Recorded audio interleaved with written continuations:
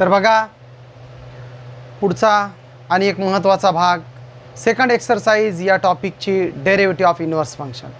बघा ही एक्सरसाइज सुरू करताना इशी जी पार्श्वभूमी आहे, इन्व्हर्स फंक्शन म्हणजे एक्झॅक्टली काय, इन्व्हर्ससाठी आपल्याला कोणते फॉर्म्युले लागणार, या एक्सरसाइजसाठी तुम्हाला कोणता जो बेसिक पार्ट आहे जो माहीत असणं आवश्यक आहे, या साऱ्या भागावर आपण नंतर चर्चा करू. कारण या ठिकाणी आपल्याला जो पहिला प्रश्न सुरू होणार आहे त्या प्रश्नासाठी या भागाची आवश्यकता नाही. तर एक मला असं वाटतं की मी डायरेक्टली फर्स्ट क्वेश्चन सुरू करून ज्यावेळेस या भागाची आपल्याला खरंच गरज पडणार आहे त्यावेळेस मी तो पार्ट व्यवस्थित समजून सांगायचा प्रयत्न करतो. तर बघा फर्स्ट क्वेश्चन पुन्हा एकदा सांगतो, मुद्दामून मी फर्स्ट क्वेश्चन जो आहे हा पूर्णच्या पूर्ण प्रश्नच फळ्यावर लिहिला. त्याचं कारण काय ते समजून घ्या. Find the derivative of y is equal to f of x function. म्हणजे आपल्याला या ठिकाणी जी उदाहरणं आहे ना ते y इज इक्वल टू या स्वरूपात आहे. तुम्ही म्हणणार सर याच्या अगोदर सुद्धा प्रश्न असेच होते, करेक्ट.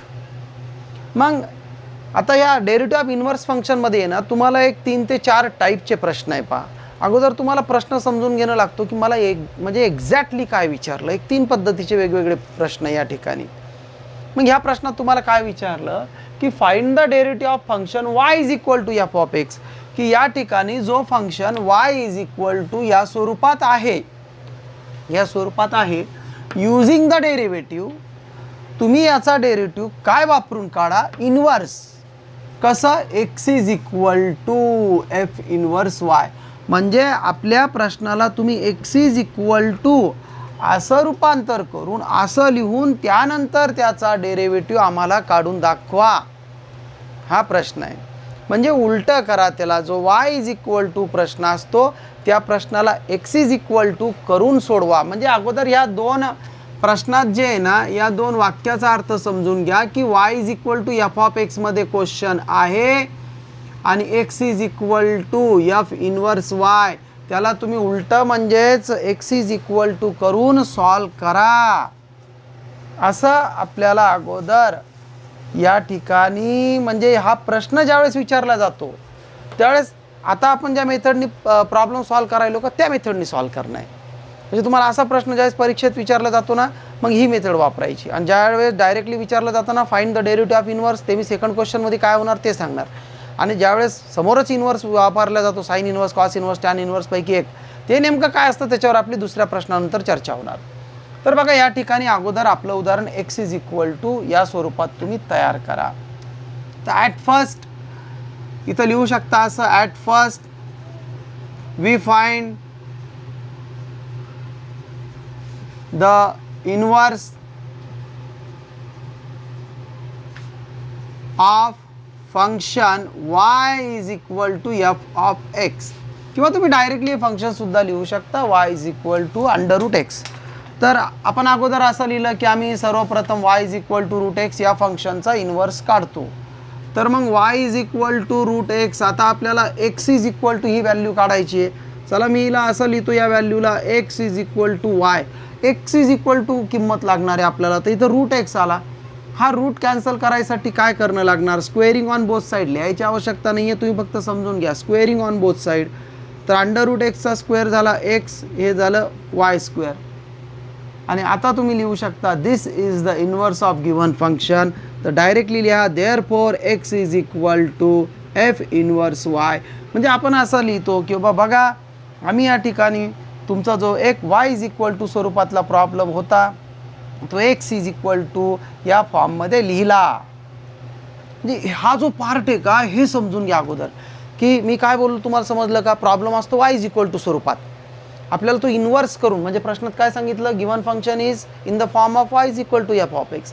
आपल्याला त्याची मांडणी कशी करणं आहे, x is equal to, it is called inverse arrangement, आणि x इज इक्वल टू करून ते प्रॉब्लेम सॉल्व करा म्हणते. तर मग ही arrangement x is equal to फॉर्ममध्ये झाली, x is equal to y square. आता इन्व्हर्स म्हणजे काय, उलटा. इन्व्हर्स म्हणजे मराठीत त्याचा अर्थ असतो उलटा किंवा व्यस्त. तर मग आता डिफरन्शिएट विथ रिस्पेक्टिव्हली एक्स होत होतं ना अगोदर, आता डिफरन्शिएट विथ रिस्पेक्टिव्हली वाय होणार. म्हणजे इथं तुम्ही काय लिहिणार, differentiate with respectively to y. म्हणजे तुमचा डेरिव्हेटिव्ह काय येणार, नॉट dx अपॉन dy. म्हणजे अगोदर आपला डेरिव्हेटिव्ह कसा होता, y is equal to x square आहे समजा, तर dy बाय dx आपला डेरिव्हेटिव्ह येत होता. आता नॉट dy बाय dx, आता dx upon dy is equal to y स्क्वेअरचा डेरिव्हेटिव्ह टॉईस वाय. ही मेथड असती इन्व्हर्स मेथडची पहिली पद्धत, ज्याला आपण x इज इक्वल टू फॉर्ममध्ये उदाहरण रूपांतर करून सॉल्व करतो. आणि आता डेरिव्हेटिव्ह काढून झाल्यानंतर जी y ची व्हॅल्यू आहे ती इथं सबस्टिट्यूट करा. What is y? y be the root x. आणि फायनली आन्सर लिहिताना तुम्ही dy बाय dx हे आन्सर पुन्हा लिहू शकता, गरज नसती, पण आपल्याला इथं बॅक साईडला ते आन्सर वापरलं म्हणून ॲक्च्युअल तुम्हाला इन्व्हर्सच विचारला इथं. आता आपण सांगतो की बाबा dy बाय dx हे आन्सर, जर ह्या आन्सरला बॉक्स करा, कारण हे तुमचं पहिलं आन्सर डेरिव्हेटिव्ह. आपण सांगतो बा dy बाय dx जर तुम्हाला लागत असला तर it is the inverse of dx by dy. तर आपण जे डेरिव्हेटिव्ह काढला त्याचा इन्व्हर्स तुम्ही घ्या, म्हणजे आपलं आन्सर आलं dy by dx is equal to 1 upon dx upon dy, म्हणजेच काय 1 अपॉन 2 रूट x. खूप सोपा प्रश्न आहे. मी तुम्हाला सांगतो ही एक्सरसाइज तुम्हाला, एक्सरसाइजच नाही म्हणजे प्रश्नच नाही तर पूर्ण एक्सरसाइज खूप एन्जॉय करणार तुम्ही, सोपी वाटणार. आणि कुठंतरी आपण 2 शब्दात म्हणू शकतो की डेरिव्हेटिव्हची जान आहे एक्सरसाइज. तर पटकन हा प्रश्न लिहून घ्या आणि समोरचा बघा. बघा 2 नंबरचं उदाहरण, y is equal to under root 2 root x. तर पुन्हा तेच आपलं पहिलं वाक्य, at first we find the inverse of function y is equal to f of x. सर्वप्रथम आम्ही जो y is equal to f of x या स्वरूपाचा प्रश्न आहे त्याचा इन्व्हर्स काढतो किंवा काढू. मग हे जे y is equal to under root 2 minus root x आहे. मग आपलं पहिलं टार्गेट काय आहे? तुम्ही एक स्वतःलाच प्रश्न करा, माझं पहिलं टार्गेट काय? x इज इक्वल टू या फॉर्ममध्ये उदाहरण लिहिणं आणि नंतर सॉल्व करणं. झालं. प्रश्न नीट समजून घ्या. असा प्रश्न तुम्हाला परीक्षेत विचारला जातो, कारण इथं प्रश्न बघून त्याचं जे उत्तर आहे ते आपल्याला ठरवणं लागत असतं. बऱ्याच वेळेस आपल्याला ते विचारलं जात नाही की हे इन्व्हर्स काढा, ओन्ली इन्व्हर्स विचारलं जातं. ते आपण पुढच्या प्रश्नात बघू. आता करा स्क्वेअरिंग ऑन बोथ साईड. तर स्क्वेअरिंग ऑन बोथ साईड झाल्यानंतर हे काय झालं, y is equal to 2 minus root x. वरचा रूट कटला ना, स्क्वेअरिंग ऑन बोथ साईड झाल्यानंतर वरचा रूट कटला. मग हे काय आलं, y minus 2 is equal to minus root x. ह्या मायनसने मल्टिप्लाय करून टाकलं म्हणजे रूट एक्सची व्हॅल्यू आली 2, जो मायनस होता प्लस. बघा अजूनसुद्धा एक थोडीशी गडबड आहे या ठिकाणी. ती गडबड म्हणजे काय बघा, आता सुरुवातीला आपण स्क्वेअरिंग ऑन बोथ साईड केलं, हे वायचा squaring on both side y square, interchange y square. पण अजूनसुद्धा आपल्या अंडर रूटचीच व्हॅल्यू मिळाली ना, आपल्याला एक्सची कुठं व्हॅल्यू मिळाली. तर पुन्हा स्क्वेअरिंग ऑन बोथ साईड म्हणजे हे झालं x is equal to 2 minus y स्क्वेअरचा होल स्क्वेअर. आणि आता डिफरन्शिएट रिस्पेक्टिव्हली टू y होणार dx अपॉन dy. बघा 2 मायनस वाय स्क्वेअरचा होल स्क्वेअरचा डेरिव्हेटिव्ह आला 2 मायनस वाय स्क्वेअर आणि d by dy 2 minus y square. म्हणजे अगोदर आपण एक्स रेस टू यांचा फॉर्म्युला जो असतो त्याच्यानुसार सिम्प्लिफिकेशन करून लिहिलं आणि आता आपण समोरचा प्रॉब्लेम सॉल्व करणार. हा 2 in bracket 2 minus y square, या 2चा डेरिव्हेटिव्ह 0 आणि या वाय स्क्वेअरचा डेरिव्हेटिव्ह ट्वाईस वाय. बघा पुढचं उदाहरण चला इथंच करतो. हे झालं 2 2 जा 4 minus 4y into 2 minus y square. आता ज्या ज्या ठिकाणी तुम्हाला y दिसतो ना त्या yच्या जागी ही किंमत घ्या. बघा dx upon dy is equal to minus 4 आणि yच्या जागी under root 2 minus root x, हा 2 मायनस आणि वायचा स्क्वेअर. बघा वाय स्क्वेअर त्याच्या खालीच व्हॅल्यू आहे y square 2 minus root x, 2 minus root x. तर dx अपॉन dy ची व्हॅल्यू तुम्हाला अशी मिळाली -4 under root 2 minus root x आणि हे झालं 2 minus 2 minus minus plus root x cancel, म्हणजे आन्सर आलं -4 root x under root 2 minus root x. पण हे d x upon d y झालं. आता आपण म्हणतो तुम्हाला जर याचा वाय व्हेरिएबल म्हणजे ॲक्च्युअल विचारलं आपल्याला हेच, पण आपण सांगतो किंवा वाय व्हेरिएबलमध्ये जर तुम्हाला डेरिव्हेटिव्ह लागत असला तर हा डेरिव्हेटिव्ह आपण असा सुद्धा लिहू शकतो in the form of y variable की d y by d x is equal to 1 upon d x by d वायचा डेरिव्हेटिव्ह, म्हणजेच d y by d x is equal to 1 upon -4 x म्हणजे root x into 2 minus root x. थोडा मजेदार problem. मी तुम्हाला काय सांगितलं, एक 8 प्रश्नापर्यंत एकदम व्यवस्थित हा भाग समजायला लागतो. असं खतरनाक वगैरे काहीच नाही आहे. एक्सरसाइजमध्ये सिम्पल पार्ट आहे. इन्व्हर्सचा फक्त एक प्रश्न समजून घ्यायचा असतो की बाबा इन्व्हर्स म्हणजे मला काय विचारलं या ठिकाणी, की जो y इज इक्वल टूचा प्रॉब्लेम आहे तो x इज इक्वल टू करून हा प्रश्न सोडवा. तर घ्या फटाफट लिहून. 3 नंबरच्या उदाहरणात बघा, y is equal to cube root of x plus 2. चला पहिलं काम तुमचं काय असणार, at first we find the inverse of function y is equal to f of x. तर तुम्ही लिहू शकता x term in the y term. सर्वप्रथम आम्ही दिलेला जो प्रश्न आहे y is equal to f of x या फॉर्मचा याचा इन्व्हर्स काढू. तर y इज इक्वल टू हे जे cube root of x plus 2 आहे ना, तर याचा क्यूबिंग ऑन बोथ साईड करा. अगोदर दोन्ही बाजूचा क्यूब करा. कारण बघा under root x is equal to 3 आहे, तर आपण दोन्ही बाजूचा स्क्वेअर करतो आणि रूट कॅन्सल होतो. तसं इकडं दोन्ही बाजूचा क्यूब करा. एक समजायसाठी मी असं लिहितो, क्यूब ऑन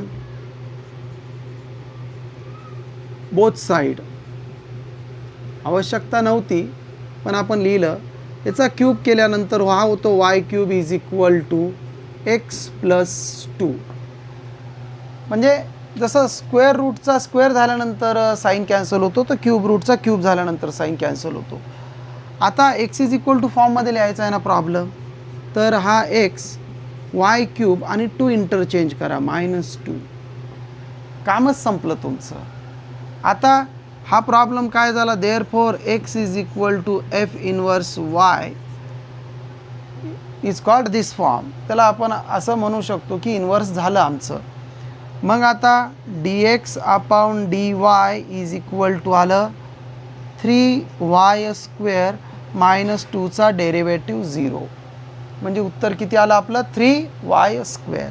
मग आपण म्हणतो बाबा डी वाय डी एक्स जे आन्सर असतं, अगोदर या ठिकाणी आपण एक्सची व्हॅल्यू करून हे पूर्ण करून टाकू की d x upon d y is equal to 3 और व्हॉट इज वाय स्क्वेअर. तर वाय स्क्वेअर वायची व्हॅल्यू काय, तर वायची value cube root of x plus 2 आहे, तर हिचा स्क्वेअर, दुसरं तिसरं काही नसतं. आता finally d y by d एक्सचं जर आन्सर तुम्हाला लागत असलं तर d y d x be the inverse व्यस्त of d x by d y, म्हणजेच d y by d x is equal to 1 upon 3 cube root of x plus 2चा square. ठीक आहे. बघा एक सोपा प्रश्न होता. व्हिडिओ पॉज करा, व्यवस्थित लिहून घ्या आणि याच्यानंतर बघा 4 नंबरचा प्रश्न. अशाच पद्धतीचा प्रश्न आहे. एकूण 8 प्रश्न तुम्हाला या एक्सरसाइजमध्ये, सगळे सोपे प्रश्न आहे. थोडं जे बेसिक लेवलचा पार्ट या ठिकाणी वापरला जातो तेवढं थोडंसं व्यवस्थित समजून घ्या. जसं बघा 4 नंबरच्या उदाहरणात आपल्याला काय वापरलं, y is equal to log twice x minus 1. y is equal to log twice x minus 1. At first we find the inverse of function. सर्वप्रथम आम्ही या फंक्शनचा इन्व्हर्स काढू. आता इथं आहे ना तुमची कसरत काय असणार, तुमचं मेन काम एक्स इज इक्वल टू फॉर्ममध्ये आपला प्रश्न कसा लिहिणार. याच्यासाठी काही रूल आहे ते लक्षात घ्या, समजून घ्या. बघा log x is equal to जर टी आला तर x is equal to e raise to t असतो. याच्यासाठी काही आपण पॉवरचे रूल यूज करतो ते मी तुम्हाला सांगतो. बघा 3चा स्क्वेअर 9 ही अल्जेब्रिक अरेंजमेंट असते, पण लॉगॅरिथममध्ये आपण याला असं लिहितो log 9 to the base 3 is equal to 2. म्हणजे इथं हा जो बेस असतो याचा पॉवर इज इक्वल व्हॅल्यू ही लिहिणं लागत असते. तर इथं काहीच नाही, म्हणजे बेस ई असतो, बेस काय असतो ई, आणि हा त्याचा पॉवर जातो. म्हणजेच मी सरळ सरळ ह्या उदाहरणाला असं लिहितो, कारण आपल्याला इथून आहे ना ही इमॅजिन करणं सोपं जाणार आहे की 3च्या भूमिकेत इथं काहीच नाही म्हणजे ई असतो. मग हे जर असं लिहिलं जातं 3चा स्क्वेअर 9, तर मग सरळ सरळ हे असं लिहिलं जाणार 2x - y is equal to e का पॉवर y. म्हणजे सूत्र समजून सुद्धा पाठ करू शकता त्याला, आणि एक एक्सप्लेनेशनसुद्धा सहज समजतं त्याचं, असं काही खूप अवघड असा पार्ट नाही आहे. मग हे झालं 2x is equal to e raise to y, आणि -1ला तिकडे इंटरचेंज केल्यानंतर आपल्याला मिळतो +1. ठीक आहे. आता x इज इक्वल टू आपला क्लिअर झाला, 2 इंटरचेंज केल्यानंतर ई रेस टू y +1. आता आपण हे लिहू शकतो की here x is equal to f inverse y, की आम्ही त्याला इन्व्हर्स केलेलं आहे. मग dx upon dy is equal to 1/2 e raise to yचा derivative e raise to y. आता yच्या जागी जर आपण dx अपॉन dy yच्या जागी जर घेतला,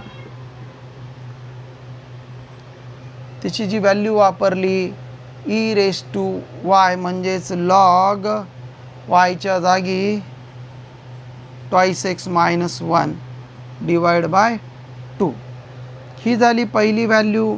जर आपल्याला हेच आन्सर असं लिहायचं आहे dy/dx, तर आपण त्याचा व्यस्त जो असतो हा dx अपॉन dy ची व्हॅल्यू अशी लिहा हे सांगू शकतो. म्हणजेच भागिले उलट गुणले झाल्यावर आपला आन्सर येणार 2 upon e raise to log 2x - 1. बघा, एक सुरुवातीची अरेंजमेंट जर समजून घेतली की x इज इक्वल टू फॉर्ममध्ये लिहिताना या प्रश्नाला काय करणं लागतं, तर बाकीचं मला वाटत नाही की तुम्ही डिफरन्शिएट करू शकत नाही वगैरे, कारण पहिल्या एक्सरसाइजमध्ये आपल्या याच्यापेक्षा सुद्धा बरेच मोठमोठे प्रॉब्लेम झाले. तर तुमचा जो एक मेन पॉईंट मला वाटतो ना, हा इतकाच आहे या उदाहरणातला. म्हणजे अगोदर y is equal to log 2x - 1 होता, 2x या ठिकाणी आला, म्हणजे इथं जो x आहे त्या x इज इक्वल टू फॉर्ममध्ये आपल्याला हा प्रश्न लिहिणं आहे.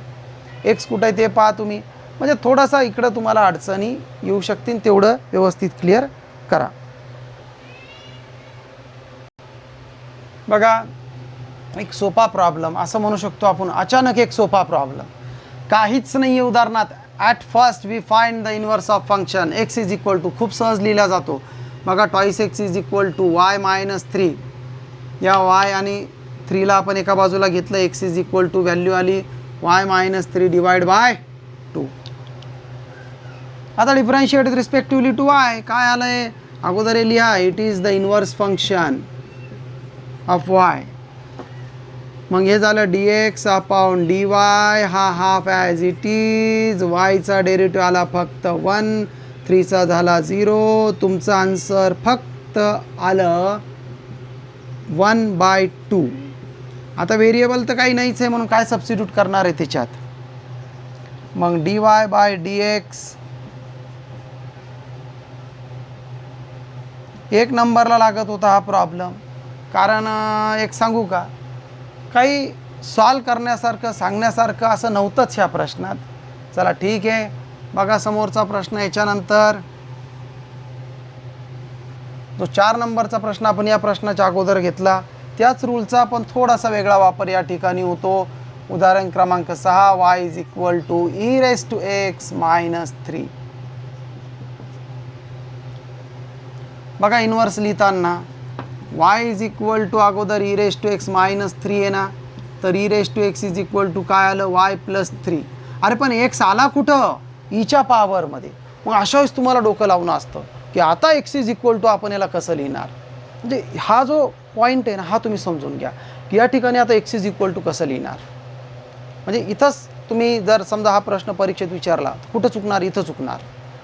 तर मग आता x इज इक्वल टू, तर ईचा पॉवर आला x, मग इथं लॉग वापरा, taking log on both side, म्हणजे दोन्ही बाजूला लॉग वापरा. आता ज्याचं म्हणणं आहे सर काय झालं बरं लॉग वापरून, सांगतो ना, गडबड करू नका. हा x समोर आला,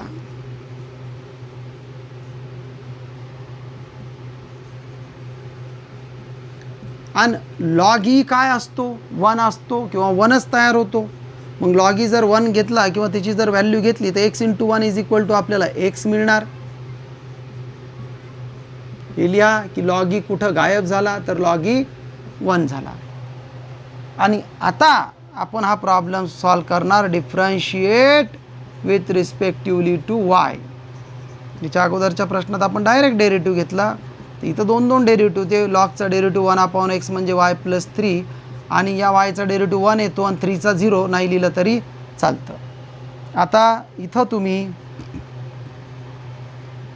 जो y, त्या yची किंमत घ्या, e⁻x -3, आणि इथलचा +3 हे कॅन्सल होणार, 1/e⁻x. तुमचा आन्सर येणार dx/dy. आणि जर तुम्हाला आन्सर dy/dx लागत असलं तर आपण म्हणतो याला फक्त तुम्ही व्यस्त असं करून लिहा, it is our dy/dx 1/1/e⁻x म्हणजेच e⁻x. अशा पद्धतीने सोपंच उदाहरण होतं, अवघड म्हणण्यासारखं खरंच काही नाही आहे या उदाहरणात. बघा याच्यानंतरचं उदाहरण,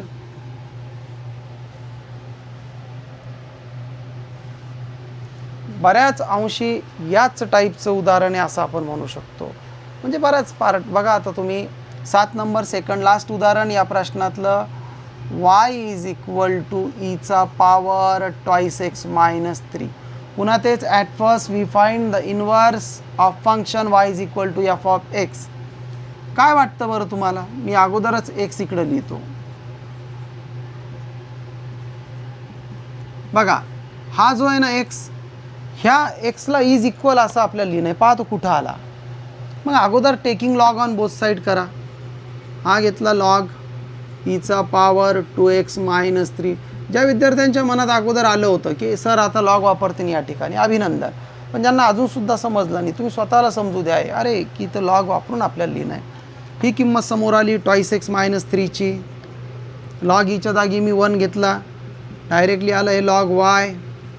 हे झालं 2x = log y + 3, म्हणजेच x = 1/2 log y + 3. आणि आता याचा डेरिव्हेटिव्ह काढा, म्हणजेच dx/dy = 1/2 log yचा डेरिव्हेटिव्ह 1/y. 3चा झाला 0, म्हणजेच dx/dy =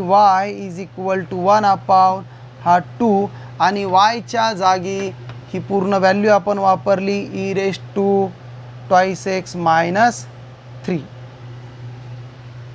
ठीक आहे. बघा डेरिव्हेटिव्ह जर dy/dx फॉर्ममध्ये लागत असला तर 1/dx/dy = 1/1/2 e⁻2x - 3. भागिले उलट गुणिले झाल्यानंतर हे वर जाणार. ही आपली dy/dx ची व्हॅल्यू.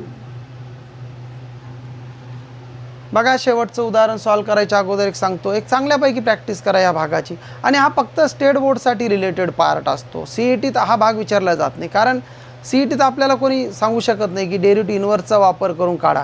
कारण आपण सरळ याचा डेरिव्हेटिव्ह काढणार, e⁻x चा डेरिव्हेटिव्ह e⁻2x - 3 आणि 2x चा डेरिव्हेटिव्ह × 2.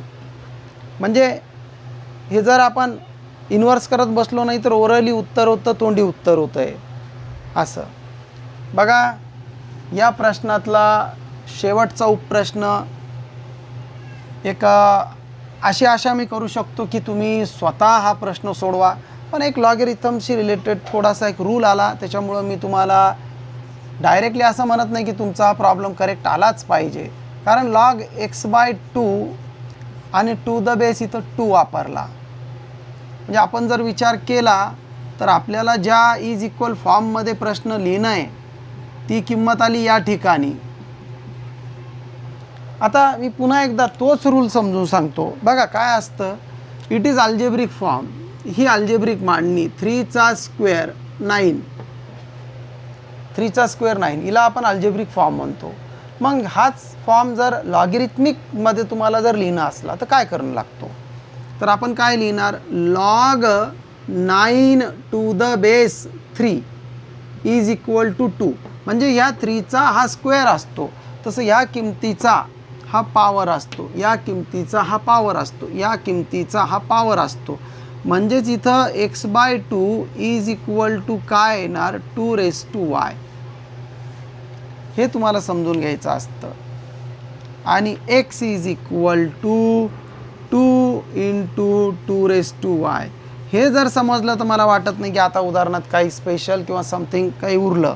आता डिफरन्शिएट विथ रिस्पेक्टिवली, कारण हे झालं x is equal to f inverse y, differentiate with respectively to x, dx/dy is equal to हा 2 आणि हा 2⁻y चा डेरिव्हेटिव्ह a⁻x च्या सूत्रानुसार. आणि फायनली y च्या जागी तुम्ही 2⁻y, तर ही पूर्ण किंमत घेऊ शकता, log x/2 to the base 2 log 2. पण आता याच्यातसुद्धा जे आपण मागच्या पिरियडला रूल बघितला आहे, मागच्याच पिरियडला बघितला, dx/dy, जर हा एलिमेंट आणि बेस एलिमेंट सारखा येत असला तर आपल्याकडे लॉगॅरिथमचं सूत्र काय, a⁻log x to the base a जर आला तर आपण इज इक्वल x लिहितो. मग एक्सच्या भूमिकेत कोण आहे इथं, हा 2, आणि हा फॉर्म्युला यूज झाला. एक्सच्या भूमिकेत कोण आहे, x/2 आहे या ठिकाणी, आणि log 2. हे तुमचं आन्सर. हा 2 कॅन्सल, म्हणजे x log 2 तुमचं आन्सर आलं. आणि dy/dx जर लिहिणं असलं तर 1/dx/dy म्हणजेच 1/x log 2. बघा, पहिल्या प्रश्नात समथिंग स्पेशल असं काही नव्हतं. प्रश्न समजून घ्या, एक सोपा पार्ट होता. सेकंड प्रश्नसुद्धा या एक्सरसाइजचा सोपाच आहे. आणि नंतर पुढच्या भागात मात्र तुम्हाला काहीतरी समजून सांगण्यासारखा भाग या ठिकाणी बघायला मिळणार.